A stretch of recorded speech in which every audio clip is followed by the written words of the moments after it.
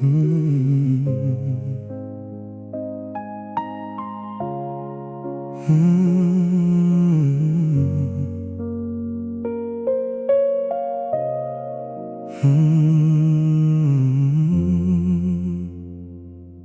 tumultul vieții mă pierd fără sens și încerc să ascund acel gol imens. Din sufletul meu măcinat de dor, te strig în tăcere, dar nu mi-e ușor.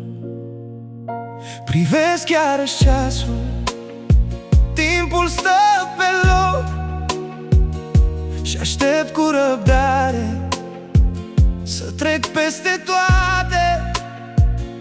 Când nu ești cu mine, simt că mă sufoc. Vreau să vin la tine, însă nu se poate. Te port cu mine oriunde aș fi, prin ploi și furtuni sau zile senine. Te port cu mine noapte sau zi, cu sufletul gol, că nu-s lângă tine. Chiar dacă soarta ne ține departe și nu ești aici să te pot atinge, închid ochii încet și te simt aproape. Iubirea de tată nu se poate stinge.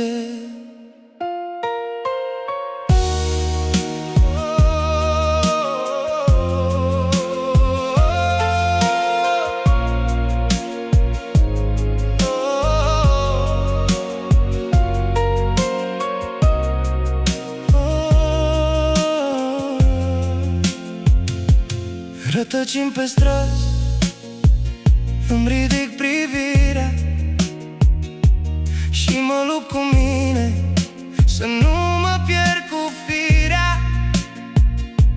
Când te aud în voci, dar nu-i vocea ta, sau te văd în chipuri, dar e altcineva. Toate-s doar iluzii ce mă chinuiesc și mă trezesc iarăși singur fără tine. Poate-s doar greșeli pe care le plătesc. Nu mai am răbdare să te întorci la mine. Te port cu mine oriunde aș fi, prin ploi și furtuni sau zile senine.